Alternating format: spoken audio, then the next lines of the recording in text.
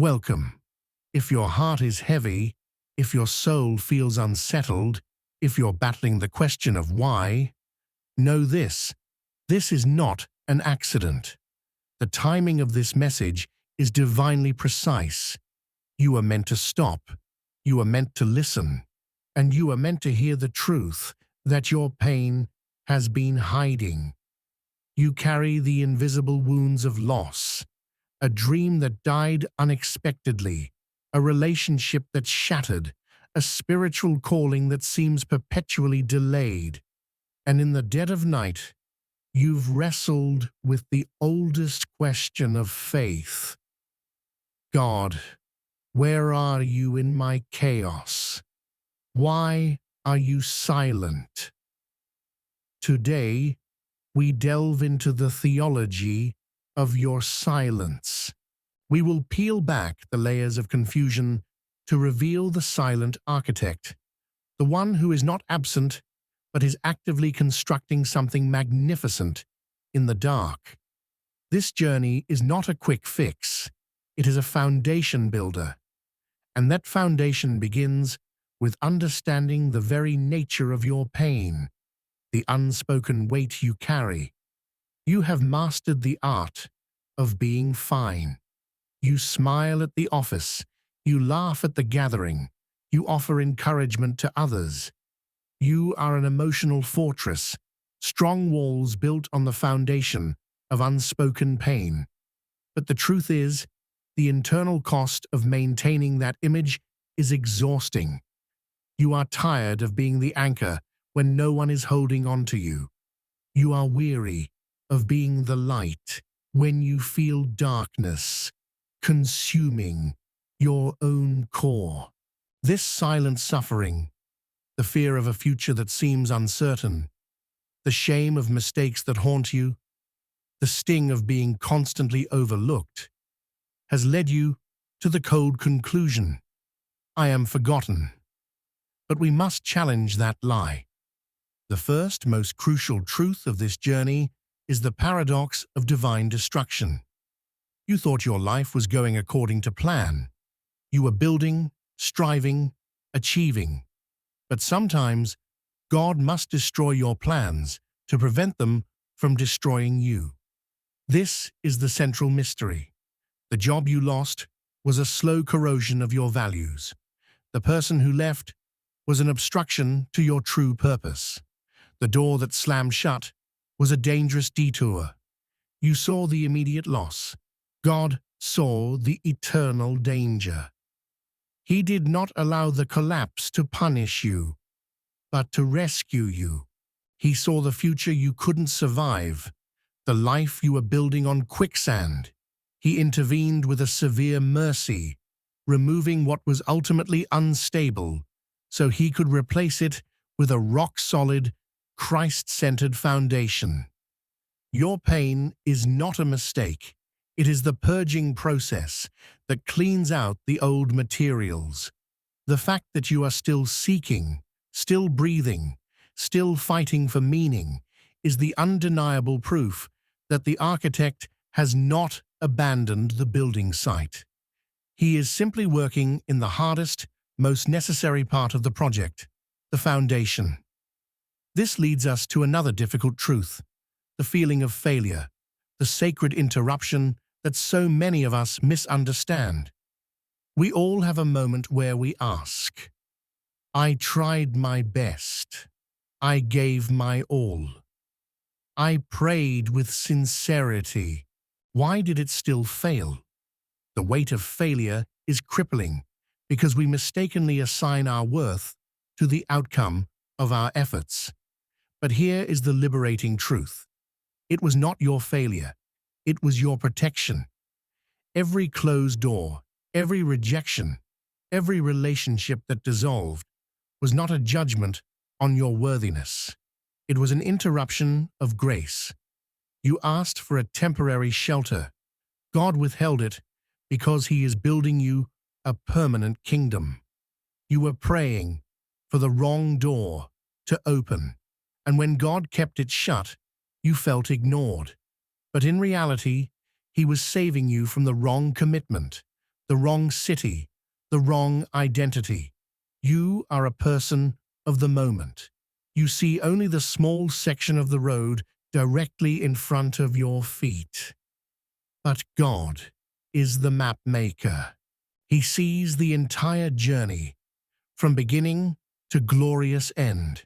He knows the path you begged for would have led to a chasm you couldn't cross. He knows the blessing you craved was one you weren't spiritually mature enough to steward without becoming prideful or distracted. Unanswered prayers are often the greatest evidence of His love. He is not silent to hurt you. He is silent to elevate you. He delayed what wasn't ready. He removed what was unstable. He broke what would have eventually broken you. Your perceived failures were simply God's perfect editing of your life story. He is not just the God of the small moment. He is the God of the forever map. Trust the map maker over your immediate view. But what happens when the map maker seems to have paused? What happens during the divine delay? This is the hardest spiritual test. The divine delay is the season when all forward motion seems to stop. It feels like time is being wasted. You see everyone else moving, achieving, celebrating, and you're stuck in the desert of why me and how long. We confuse delay with denial. We think slowness means God has forgotten the promise. But in God's economy, delay is a preparation. Think of the desert seasons in the Bible. They were never about punishment. They were about training. They were laboratories for character. They stripped away the reliance on external comforts and forced a complete dependence on the unseen God. The reason you don't see the result is because God is still growing your roots. Imagine a master gardener. He knows the plant needs to be strong enough to bear the fruit it is destined to produce. If the fruit appears too early, the weak roots will collapse under the weight. You are not stuck. You are being strengthened underground. Your character is being forged. Patience is not learned in comfort. It is forged in the frustration of waiting. Humility is not found in success. It is developed in the quiet anonymity of the in-between. Your capacity is being expanded. The blessing you are praying for requires a larger vessel to hold it. Your current structure is too small. God is expanding your capacity for peace, influence, and abundance in the silence. Your discernment is being sharpened. The quiet season forces you to distinguish between the voice of God and the noise of the world, teaching you to walk by faith, not by sight. The quiet seasons are not empty. They are holy ground. They are the moments when God does His deepest work, the work of soul transformation. You are not behind. You are being positioned for something that requires the strength of a fully rooted soul. But this strengthening often comes through a process that feels less like growth and more like fire. This is where we must understand the theology of our empathy. Our faith offers a unique and powerful perspective on pain. The suffering you endure is not meaningless. The ultimate meaning of Christian suffering is that it connects you to the greatest story ever told, the story of a king who willingly entered into human pain. The Bible tells us that Jesus, our high priest, is able to sympathize with our weaknesses. Hebrews 4:15. God understands your pain because He has worn your skin. He has felt betrayal, rejection, sorrow, and ultimate abandonment. Your pain, therefore, is not a wall separating you from God. It is a bridge to the deepest possible empathy with Christ and with humanity. The pain you feel is not a punishment, but a refiner's fire. The purpose of the fire is not to consume the metal, but to purify it. The things that are burning away in your life right now, the pride, the need for human validation, the fear of man, the toxic dependencies, are the dross that cannot go with you into your destiny. They are impurities that would sabotage the beautiful, eternal work God is doing in you. When you emerge from this fire, you won't just be stronger, you will be clearer. The world's opinion will no longer hold the same power over you. You will walk with an unshakable calmness because you know you have survived the absolute worst and found God faithful in the center of the flame. This season is making you tough enough to thrive and tender enough to serve. This is the core of true spiritual transformation, using your pain as the texture of a deeper, more powerful grace. First, you must surrender control, not effort. You surrender the outcome to God, but you never surrender your duty. Your duty is simply to be faithful with the 24 hours you have been given today. Focus on the integrity of your work, the quality of your presence, and the sincerity of your prayer, and leave the results to the one who controls time itself. Second, you must practice affirmation over anxiety. When the fear and anxiety whisper lies, you are a failure, you are alone, you will never recover, you must verbally replace that lie with a single, powerful truth. God is working. I am being prepared. What is for me will not miss me. Third, you must find the discipline of gratitude in pain. Gratitude is not a feeling. It is a spiritual weapon. It is the choice to look at your broken life and find one thing, one single breath, one person who stayed, one moment of clear sanity, and thank God for it. Gratitude shifts your focus from what is lacking to what has remained and what God has protected. You are walking in the dark right now, but you are not lost. You are simply on a path designed by a guide who specializes in leading people through the dark to a destination they could never have found on their own. Welcome. If your heart is heavy, if your soul feels unsettled, if you find yourself here, in this moment, battling the eternal question of why, know this. This is not an accident. This is not a random click in a sea of digital noise. The timing of this message is divinely precise. You were meant to stop, you were meant to listen, and you were meant to hear the truth that your pain, your confusion, and your weariness have been hiding from you. You carry the invisible wounds of loss, the heavy anchors of disappointment. Perhaps it's a dream that died unexpectedly, a vision for your life that has crumbled into dust. Perhaps it's a relationship that shattered, leaving behind a void that feels impossible to fill, a betrayal that has taught your heart to build walls instead of bridges. Perhaps it's a spiritual calling, a deep-seated knowing of your purpose that seems perpetually delayed, stuck in a waiting room while the world passes you by. And in the dead of night, in those sacred, terrifying hours when the world is asleep, you have wrestled with the oldest question of faith, a question whispered into countless pillows. God, where are you in my chaos? Where are you in this storm? Why, when I need you the most, are you so profoundly silent? Today, we are not going to skim the surface of this question.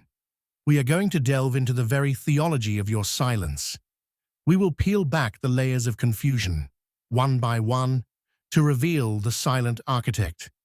the one who is not absent, who has not abandoned you, but who is actively, meticulously, and lovingly constructing something magnificent in the dark, in the very places you have deemed broken and forgotten. This journey is not a quick fix. It is not a temporary bandage. It is a foundation builder. And that foundation, like all great structures, must begin in the dirt, in the unseen, in the understanding of the very nature of your pain.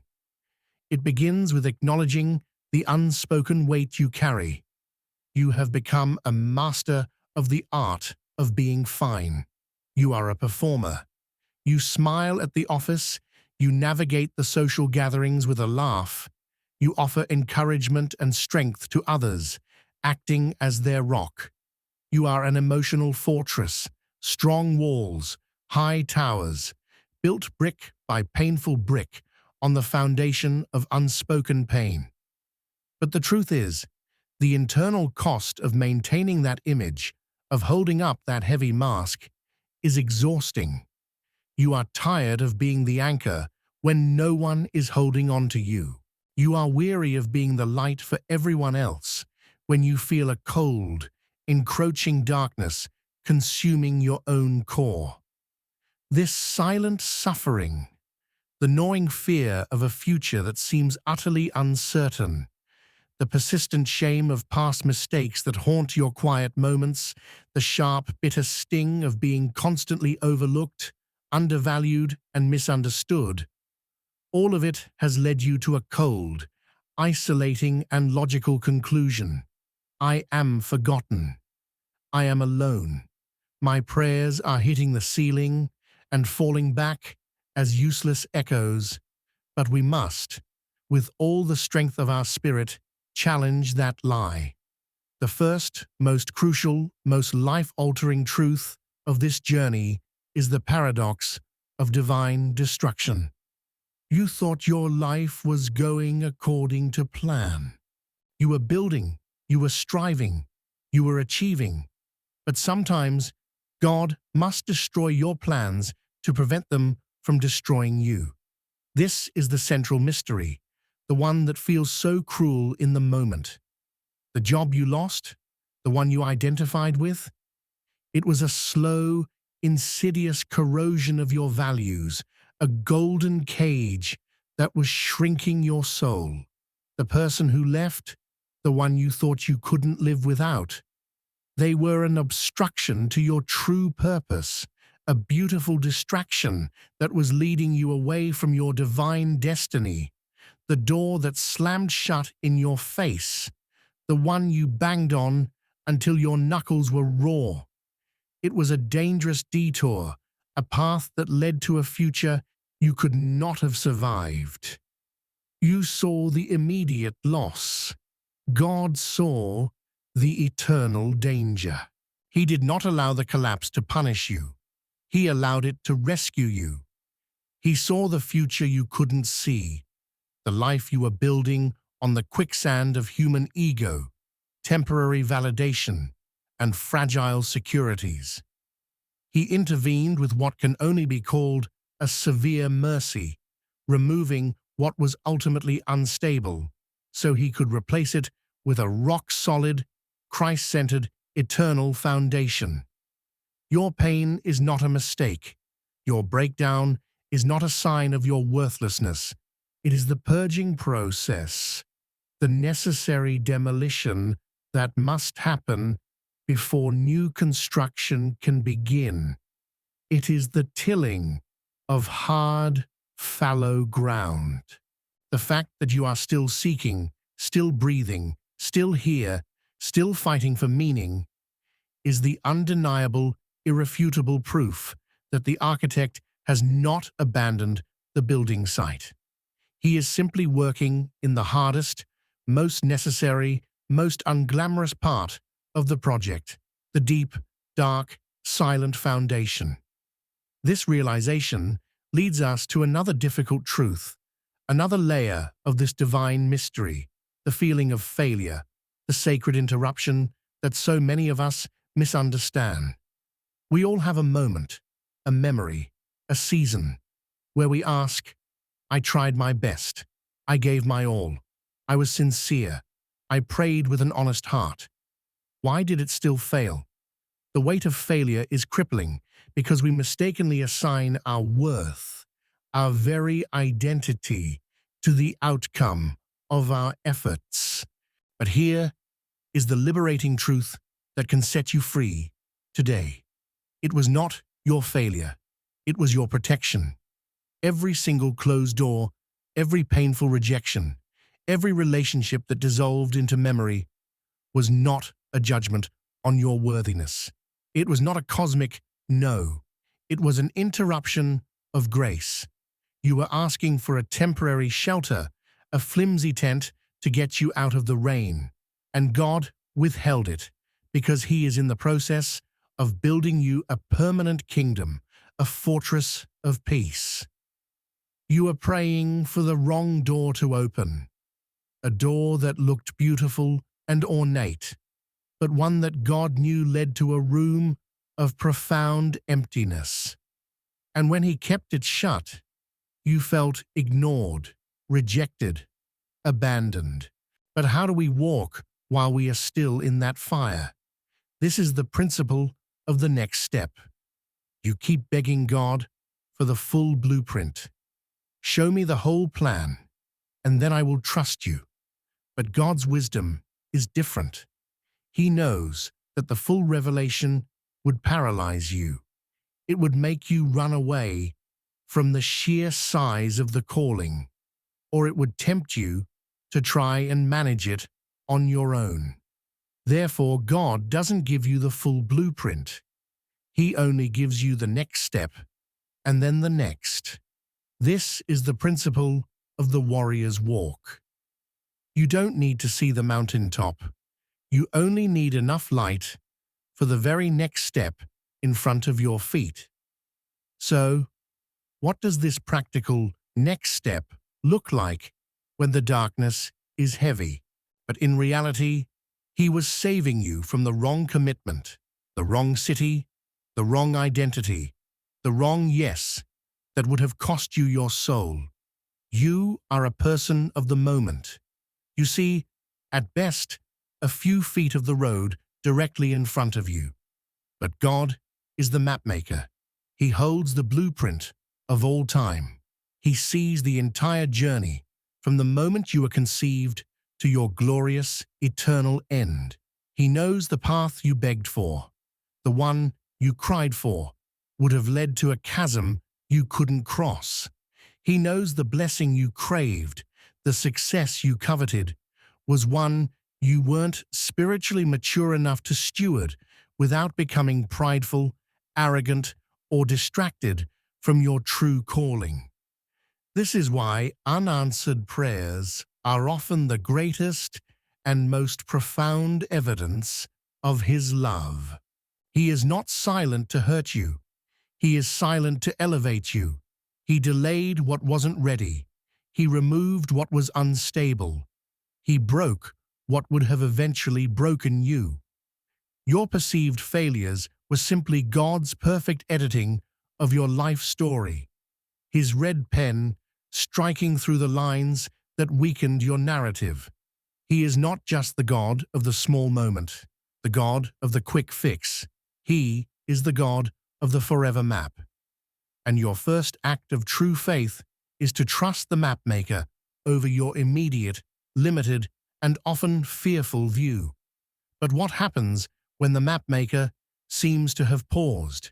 What happens when the dot on the map, the one that represents you, hasn't moved in months or even years? This is the divine delay. This is, for many, the hardest spiritual test of all. The divine delay is that season when all forward motion, all progress, all sense of momentum seems to completely stop. It feels like time is being wasted. It feels like your life is in a cosmic holding pattern. You look to your left, you look to your right, and you see everyone else moving, getting the promotion, finding the relationship, having the breakthrough, celebrating the victory, and you are stuck. You are stuck in the desert of why me? And how long, Lord? How long? We are experts at confusing delay with denial. We think slowness means God has forgotten the promise, that his yes has soured into a no. But in God's economy, delay is not denial. Delay is preparation. It is an active, not a passive state.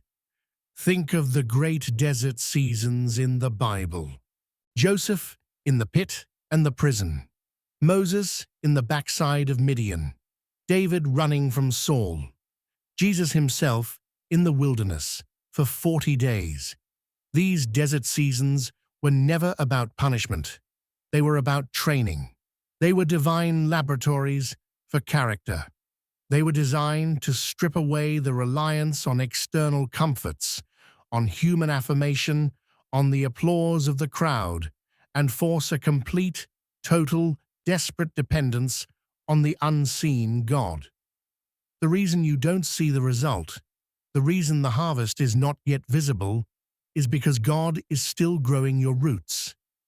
Imagine a master gardener, one who knows the end from the beginning. He knows that the plant, you, is destined to bear a fruit so heavy, so significant, that it will bless nations. But he also knows that if that fruit appears too early, the shallow, undeveloped roots will collapse under the weight. The blessing will become a burden. The success will become your downfall.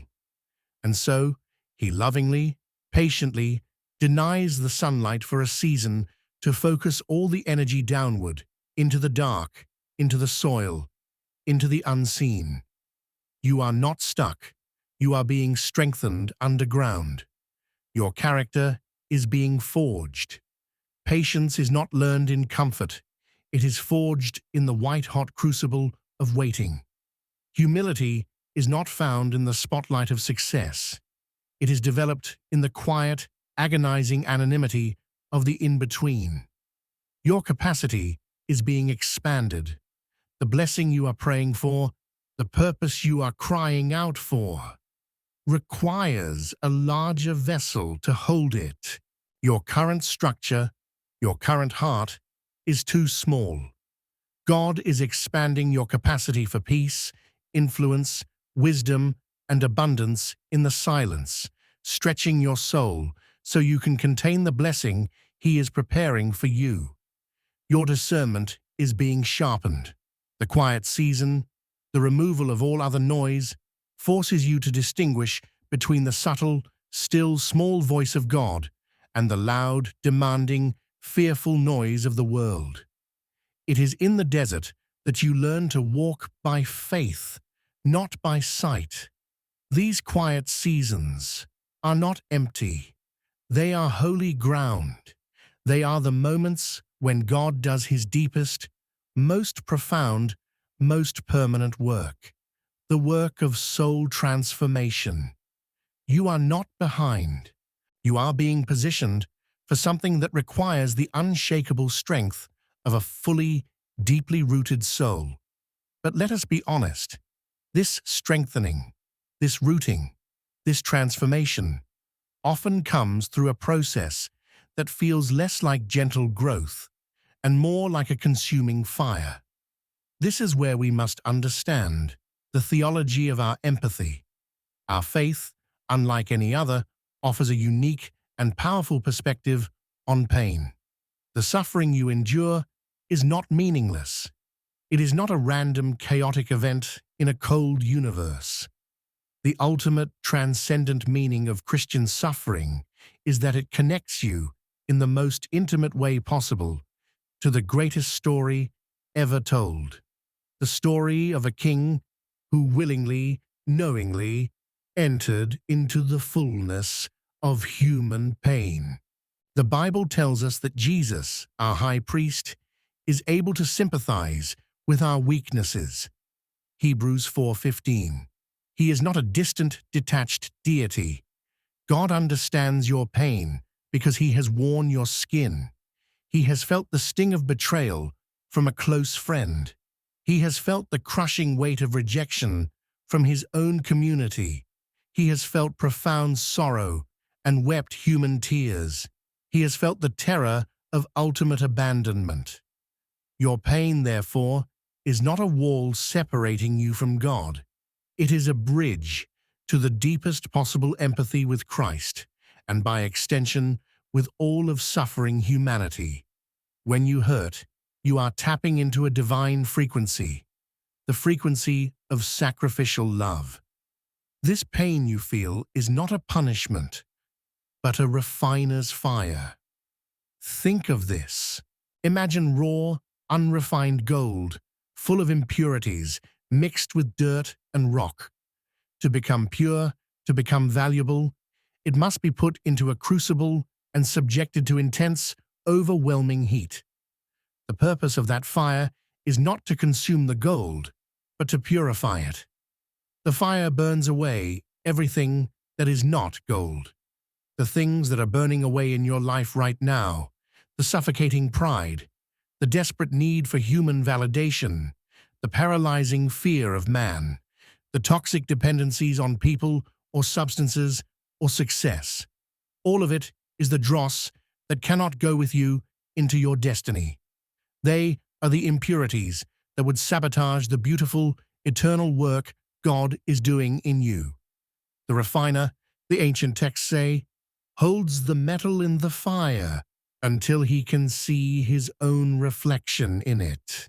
God is holding you in this heat, this pressure, this pain, until he can see the reflection of his Son, Jesus, in you. When you emerge from this fire, you won't just be stronger, you will be clearer. The world's opinion will no longer hold the same crippling power over you. You will walk with an unshakable calmness, a holy stillness, because you know in your very bones that you have survived the absolute worst and found God faithful in the center of the flame. This season is making you tough enough to thrive and tender enough to serve. This is the core of true spiritual transformation. Using your pain as the texture, the raw material, for a deeper, more powerful, more compassionate grace. But how do we walk while we are still in that fire? How do we take a step when the smoke is so thick we cannot see? This is the principle of the next step. You keep begging God for the full blueprint, for the 5-year plan, for the complete manuscript. Show me the whole plan, God, and then I will trust you. But God's wisdom is different. His ways are higher than our ways. He knows that the full revelation, the sheer magnitude of the plan, would paralyze you. It would make you run away from the sheer size of the calling, or it would tempt your ego to try and manage it on your own, to take control and thereby sabotage the entire process. Therefore, God doesn't give you the full blueprint. He almost never does. He only gives you the next step, and then the next. He gives you just enough light for the space your foot is about to occupy. This is the principle of the warrior's walk. You don't need to see the mountaintop, which is shrouded in clouds. You only need to see the very next stone on the path, the very next handhold on the cliff face. Your job is not to understand the whole map. Your job is to take the next faithful step. So, what does this practical next step look like when the darkness is heavy and your legs are weak? First, you must surrender control, not effort. This is a critical distinction. You surrender the outcome to God, but you never surrender your duty. Your duty is simply to be faithful with the 24 hours you have been given today. Focus on the integrity of your work, the quality of your presence with your family, the sincerity of your 5-minute prayer. Do the small, unseen, unglamorous thing in front of you with all your heart, and leave the massive cosmic results to the one who controls time itself. Second, you must practice affirmation over anxiety. Your mind will be a battlefield. When the fear and anxiety, those whispering agents of darkness, tell you lies, you are a failure, you are alone, you will never recover, this will never end. You must, with your own voice, verbally and actively replace that lie with a single, powerful, unshakable truth. God is working. I am being prepared. What is for me will not miss me. His timing is perfect. Third, you must find the discipline of gratitude in pain.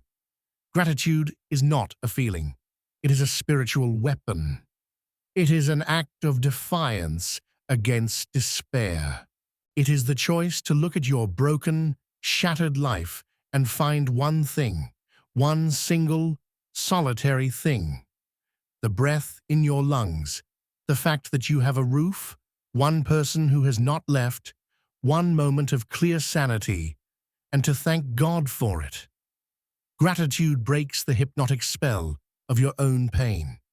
It shifts your entire focus from what is lacking to what has remained, and to the God who has protected you in ways you do not even yet see.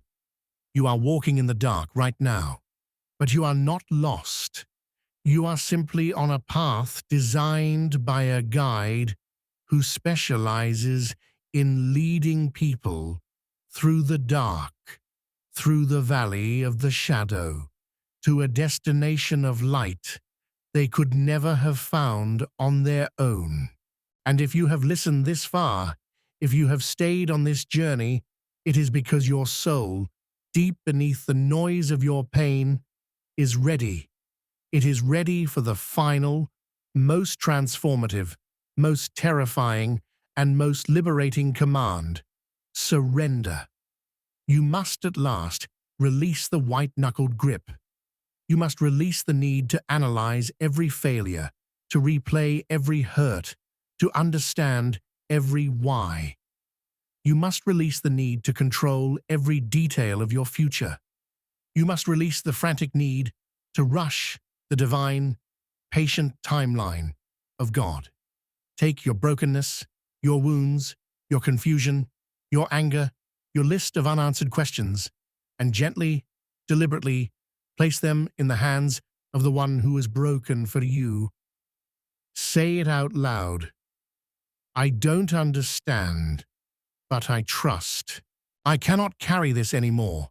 I surrender my pain, my timeline, and my expectations. Let your will, not mine, be done. This act of surrender is not defeat. It is not weakness. It is the single, most powerful act of courageous faith a human being can perform. It is the moment you step out of your own way, out of the architect's way, and allow the full, unstoppable, creative power of God's plan to finally unfold. Remember and hold on to the story of the naval officer and the storm. The wife was not fearless because the storm was calm. The storm was raging, threatening to tear the ship apart. She was fearless because she trusted the heart of the one holding the sword. She knew him. She knew his character. She knew he loved her. The storm in your life may be raging. The waves of circumstance may be mountainous. The thunder of bad news may be deafening. But you can stand in the middle of that chaos with a perfect, supernatural peace, knowing that the one who commands the wind and the waves, the one who holds your very life in his hands, loves you with an everlasting love, and he would never use his power to harm his own. His love is the anchor that holds you in the storm. His purpose is the compass that guides you through it. So, as you move forward from this moment, carry these 4 commands, not as suggestions, but as the pillars of your new foundation. First, stop fighting your past. You must. Let it go. Leave the broken pieces. Your new story requires a new, clean foundation, not a desperate repair of the old, contaminated rubble. Second, focus on your duty. Be radically faithful to the small, unseen tasks of today. Obedience in the small things is the miracle worker that unlocks the large ones. Third, surrender your future. Release your anxiety. The future is uncertain to you, but it is finished and secure in His hands. And fourth, and perhaps most importantly for today, celebrate the divine rescue. Look back and understand. What broke you was not a punishment. It was a pullout from a dangerous, dead-end path.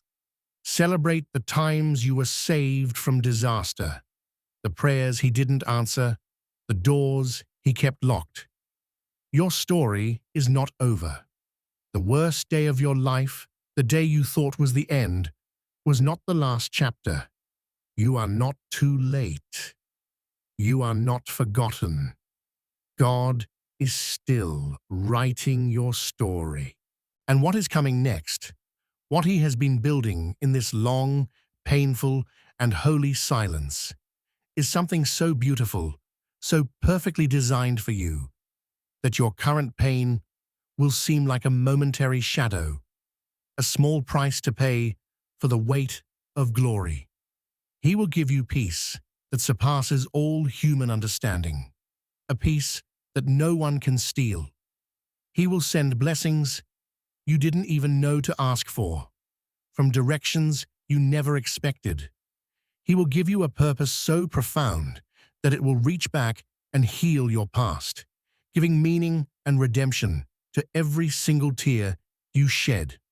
One day soon, the silence will break, the work will be finished, the sun will rise, and God will unveil the masterpiece He was creating in the dark. And you will be ready, not because you understood everything, but because you walked through the fire, you endured the silence, and you refused to give up. Keep going. Keep trusting. The next chapter will be more beautiful than you can possibly imagine. And what God is about to do in your life will not only change you, it will become a beacon of hope for everyone else still lost in the dark. Your greatest work, your deepest joy, and your truest life are not behind you. They are right in front of you, waiting to be revealed. But let us be perfectly clear about what this revelation truly is. Do not mistake this for a sudden, cinematic explosion of light where all your problems vanish in an instant. That is the world's fantasy. The divine unveiling is often something far more profound, far more personal, and far more powerful. It is not always a sudden event. More often, it is a fundamental shift in your perception. It is the slow, steady, and glorious dawning of a new day. You have been in a dark, cold room for so long, the room of your pain, your silence, your waiting. This unveiling is the moment God begins to slowly, gently open the curtains. At first, the light is almost painful. It's blinding. It doesn't instantly make everything clear. It simply makes you aware that the darkness is no longer total. Your spiritual eyes, having adapted to the gloom, must now learn to see all over again. And as they adjust, day by day, moment by moment, you begin to see what was there all along: His presence. You begin to see His signature, His fingerprint, on the very things you once called broken. The mundane becomes miraculous. The traffic jam is no longer a punishment. It is a forced, holy pause to pray. The difficult person in your life is no longer an adversary. They are a divine sandpaper, smoothing your rough edges. The revelation is not that your circumstances have all changed. It is that you have changed, and you now see the hand of the architect in every circumstance. This is the new chapter. And the person who walks into this new chapter is not the same person who collapsed in a heap all that time ago. That person is gone. That person had to go. That person, built on the fragile stilts of human opinion, on the desperate aching need for validation, on the paralyzing fear of being alone, on the frantic, white-knuckled hunger for control. That version of you, God knew, could not carry the weight of the glory He has planned for your life. If He had given you the blessing then, in that state, it would have been a catastrophe. It would have destroyed you. It would have fed your ego, not your soul. It would have made you arrogant, not compassionate. It would have isolated you in a fortress of pride, not connected you in a bridge of authentic love. And so, in His infinite, patient, and sometimes terrifying wisdom, He waited. He allowed the fire. He allowed the breaking. He allowed the silence. And in that sacred, agonizing, holy process, He performed a divine surgery. He dismantled piece by piece the you that was built by the world, the you that was built by fear, and He rebuilt from the ground up a you that is built by Him. The person who emerges, the person who is ready, is different. This new you is quiet, not with fear, but with power. This new you is humble, not because you are weak, but because you finally know the true, earth-shattering source of your strength. This new you walks with a deep, internal, unshakable peace that the world cannot give, and therefore the world can never, ever take away. This new you doesn't need the applause of the crowd to know your worth, because you have been validated in the secret place by the Creator of the entire universe. This new you doesn't fear the next storm, and make no mistake, another storm will come, because you have already learned to stand, to dance even, with the master of the waves. This is the you that can finally be trusted.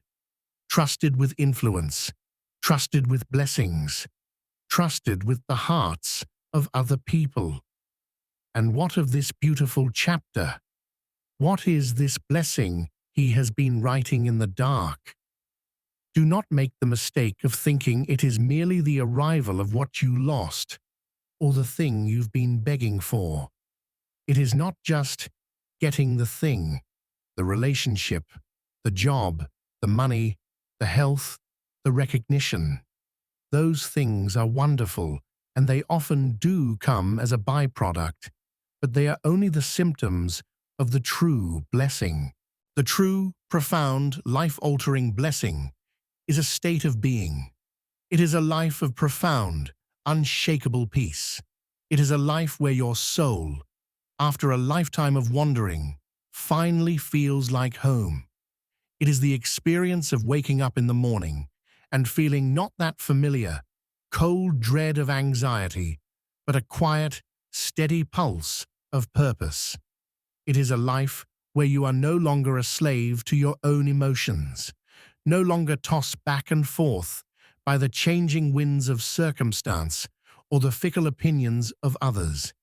It is a life of such deep, abiding, moment-by-moment connection to your Creator that His presence becomes more real, more tangible than the problems in front of you. The beautiful chapter is one where your pain is not just healed, not just forgotten. It is redeemed. It is woven into the tapestry of your life as the darkest, most necessary thread, the very thing that gives the entire picture its depth, its contrast, and its staggering beauty. You see, the person who emerges from that fire does not come out unscarred. The scars remain. They are not erased, but they are no longer sources of shame. They are no longer the triggers for your pain. They are your testimony.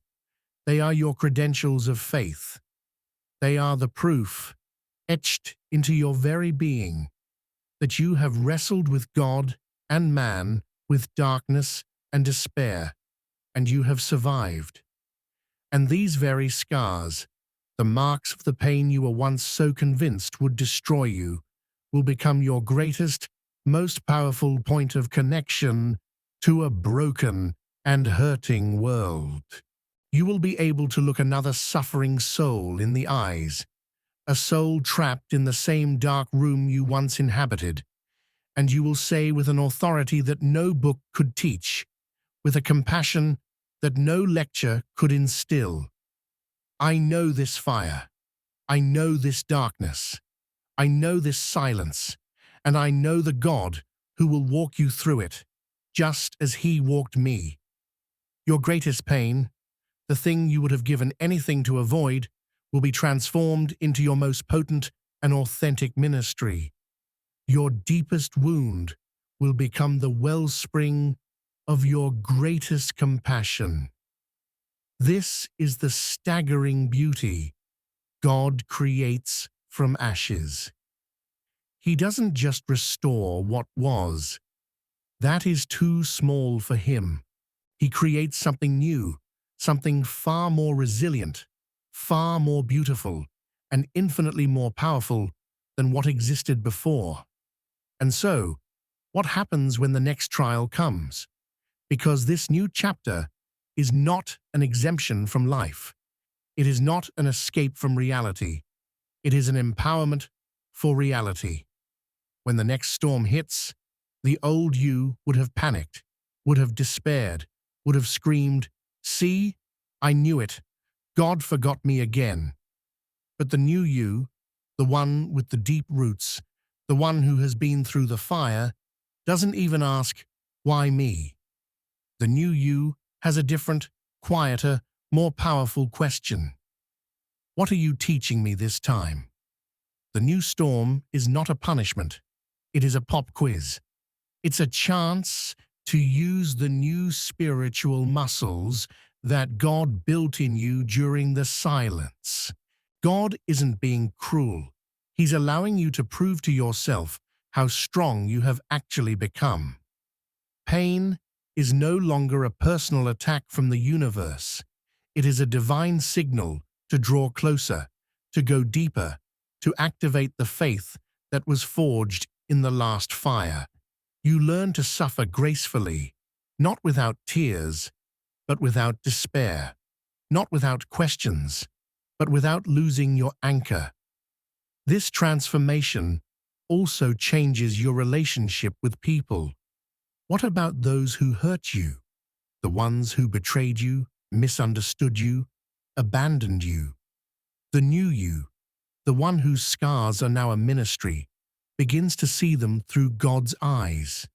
This leads to the profound, liberating miracle of forgiveness. Forgiveness is not saying, "What you did was okay." It is not forgetting. It is not even necessarily reconciliation. Forgiveness is you, standing in your new, God-given strength and cutting the toxic, energetic cord that binds your future to their past mistake.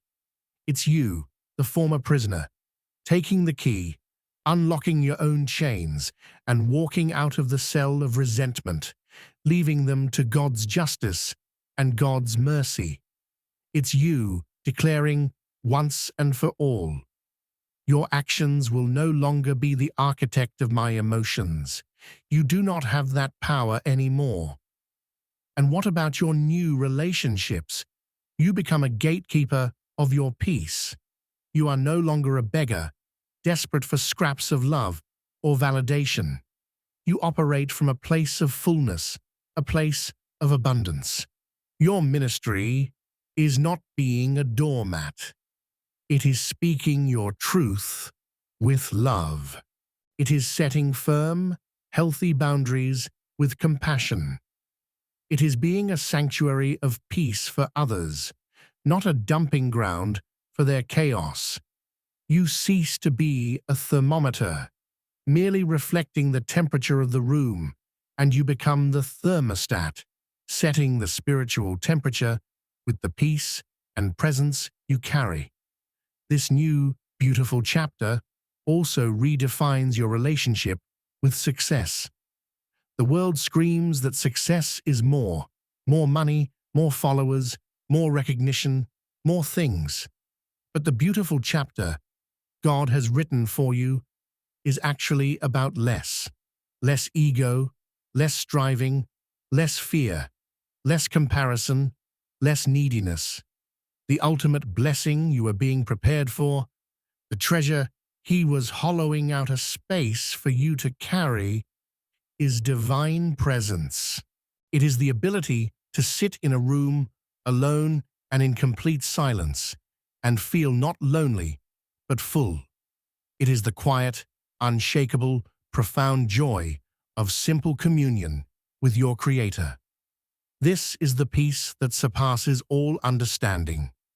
Any worldly success that comes after that is merely a byproduct, not the goal. If it comes, you steward it with an open, generous hand, knowing it's not yours to hoard. If it doesn't come, it does not touch your joy, because your joy is finally, blessedly sourced from an eternal, unchangeable, ever-flowing well. So now, what is the call?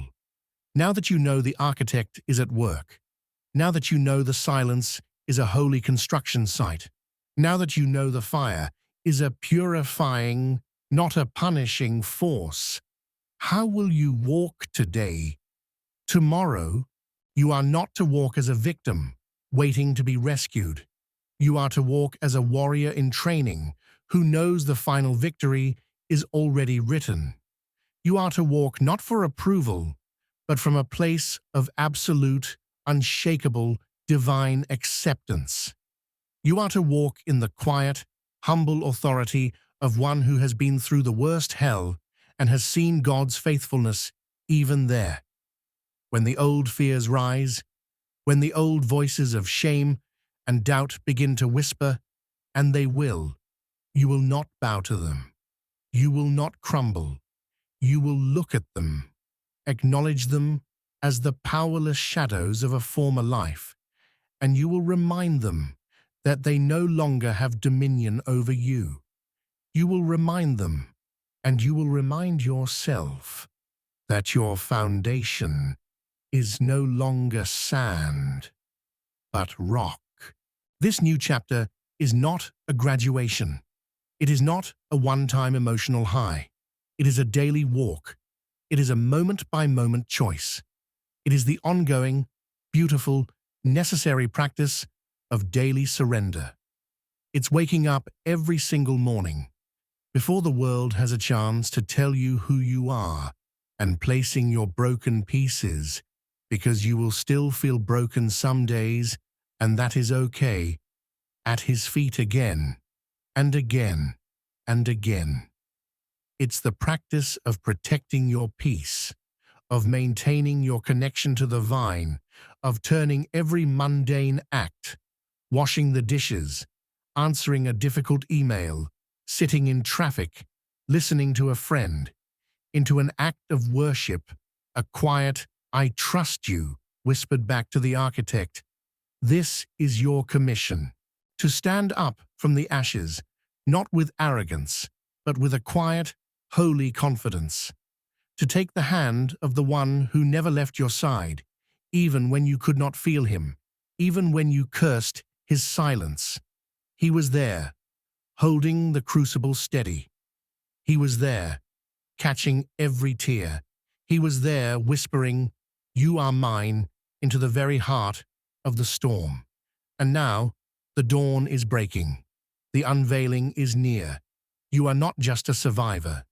You are a trophy of His grace, a living, breathing testament to His power, a vessel finally prepared for His glory. Your new chapter is not a return to normal. Normal was too small for you. It is an ascent to a new, higher, more meaningful, more powerful reality. Walk into it. Breathe it in. You have been prepared for this. You are ready.